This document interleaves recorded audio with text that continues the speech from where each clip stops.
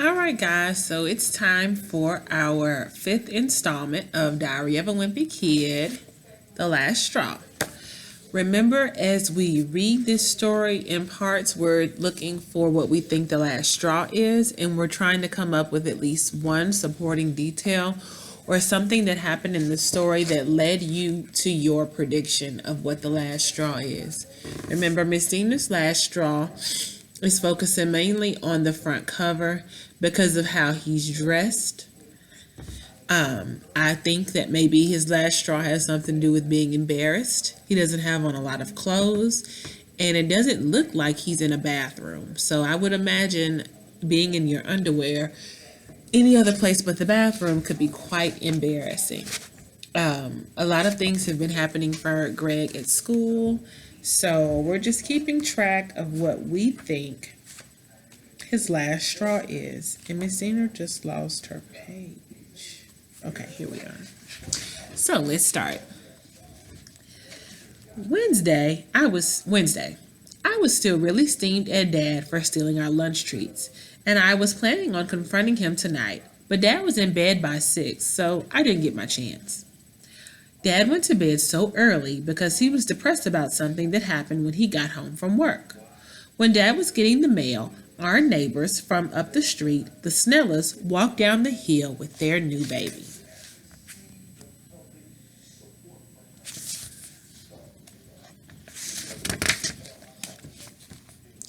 The baby's name is Seth, and I think he's about 2 months old. Every time the Snellas have a baby, 6 months later they have a big half birthday party and invite all the neighbors. The highlight of each Snella's half birthday party is when the adults line up and try to make the baby laugh. The grown-ups do all these wacky things and make complete fools of themselves. I've been to every single Snella half birthday party so far, and no baby has laughed once. Everyone knows the real reason the Snellas have these half birthday parties is because their big dream is to win the $10,000 grand prize on America's Funniest Families. That's this TV show where they play home movies of people getting hit in the groin with golf balls and stuff like that. The Snellas are just hoping something really funny will happen at one of their parties so they can catch it on video. They've actually gotten some pretty good stuff over the years. During Sam Snella's half birthday, Mr. Bittner split his pants doing jumping jacks. And during Scott Snella's party, Mr. Odom was walking backwards and fell into the baby pool.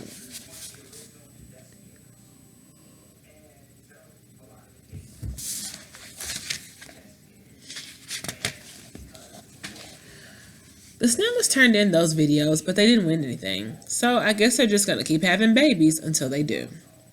Dad hates performing in front of people, so he'll do anything he can to avoid having to act like a fool in front of the whole neighborhood. And so far, Dad has weaseled his way out of every single Snella half birthday. After dinner, Mom told Dad he has to go to Seth Snella's half birthday party in June.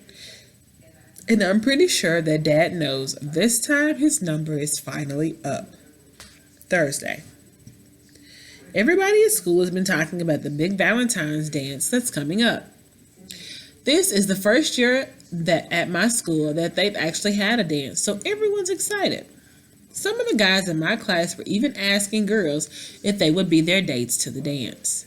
Me and Riley are both bachelors at the moment, but that's not going to stop us from arriving in style. I figured if me and Riley scraped together some money for the next few days, we could rent a limo for the night. But when I called the limo company, the guy who answered the phone called me ma'am.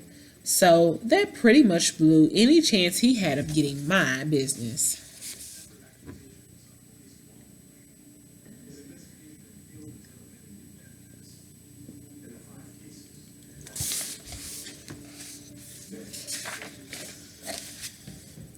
Since the dance is next week, I realized I'm going to need something to wear.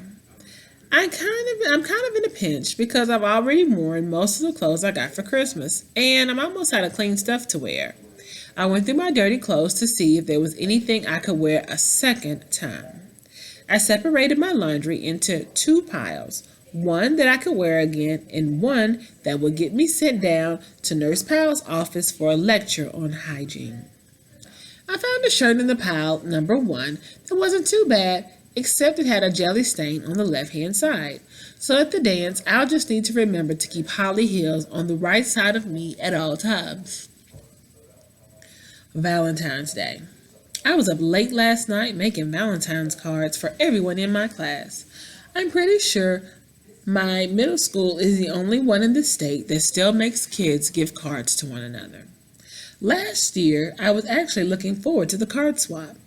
The night before Valentine's Day, I spent a lot of time making an awesome card for a girl named Natasha, who I kind of liked. And the card goes like this.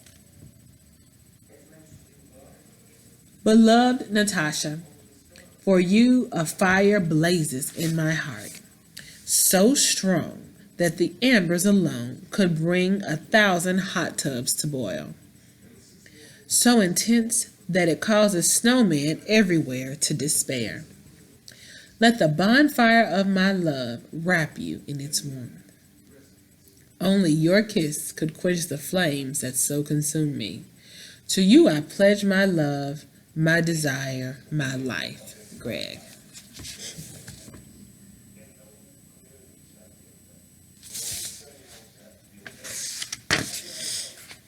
I showed my mom the card to check for spelling errors, but she said it wasn't age appropriate. She told me maybe I should get Natasha a little box of candy or something, but I wasn't about to take romantic advice from my mother. At school, everyone went around the room and put their Valentine's cards in one another's boxes, but I delivered my card to Natasha personally. I let her read it, and then I waited to see what she made for me. Natasha dug around in her box and pulled out this cheap store-bought card that was supposed to be for her friend Chantel, who was out sick that day. Then Natasha scribbled out her friend's name and put my name on there instead. Anyway, you can probably see why I wasn't too enthusiastic about the card exchange this year. Last night, I came up with a great idea. I knew I had to make a card for everyone in the class, but being all mushy and saying things I didn't really mean was not my style. So I told everyone exactly what I think of them.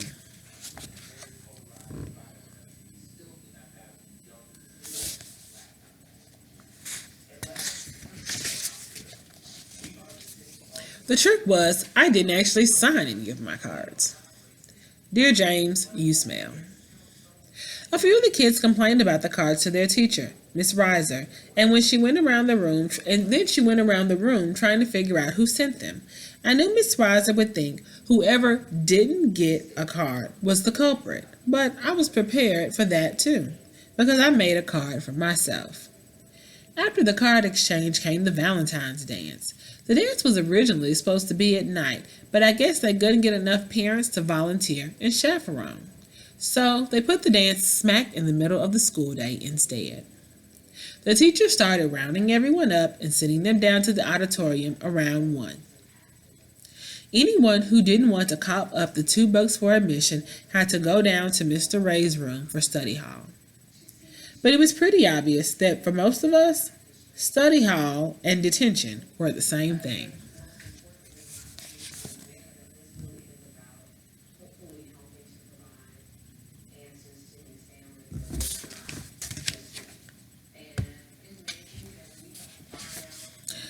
The rest of us filed into the gym and sat in the bleachers. I don't know why, but all the boys sat on one side of the gym and all the girls sat on the other.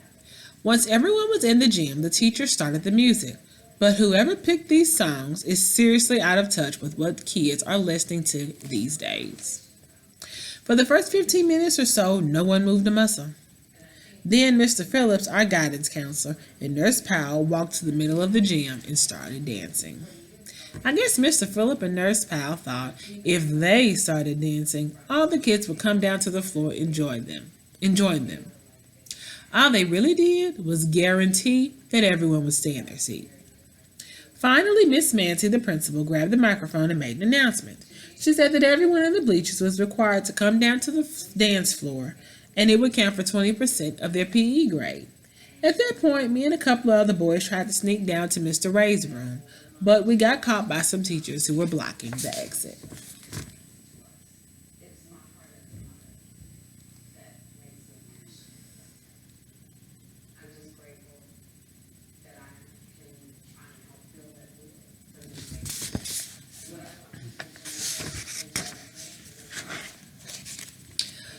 Miss Mancy wasn't kidding about the gym grade either. She was walking around with Mr. Underwood, the PE teacher, and he was carrying his grade book with him. I'm already close to flunking PE, so I knew it was time to get serious. But I didn't want to look like a fool in front of the kids in my class either, so I just came up with the simplest move I could do that would technically qualify as dancing. Unfortunately, a bunch of guys who were worried about their PE grade saw what I was doing, and they came over to where I was, and the next thing I knew, I was surrounded by a bunch of bozos stealing my moves. I wanted to get as far away from those guys as I could, so I looked around the gym for a place where I could dance in peace. That's when I spotted Holly Hills across the room, and I remembered why I even bothered coming to the dance in the first place. Holly was dancing with her friends in the middle of the gym, and I started doing my step dance thingy, moving slowly toward them.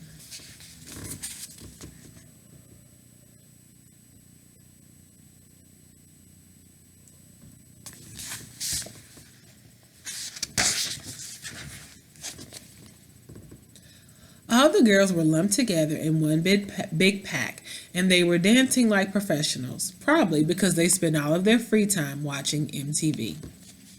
Holly was right in the middle of the group.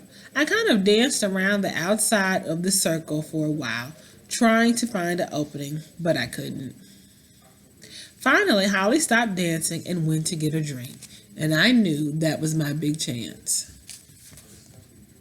But just when I was about to go up to Holly and say something witty, Fregley came flying in out of nowhere. Fregley had pink frosting covering his face, so he was probably all hopped up on sugar from the cupcakes they were serving at the refreshments table. All I knew for sure is that he totally ruined what should have been a great moment for me and Holly. A few minutes later, the dance was over, and I missed my chance to make a good impression on her. I walked home alone after school because I just needed a little time to myself.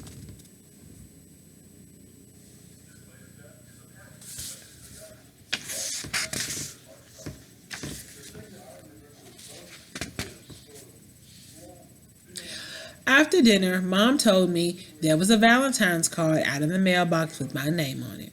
When I asked her who it was from, she just said, "Someone special."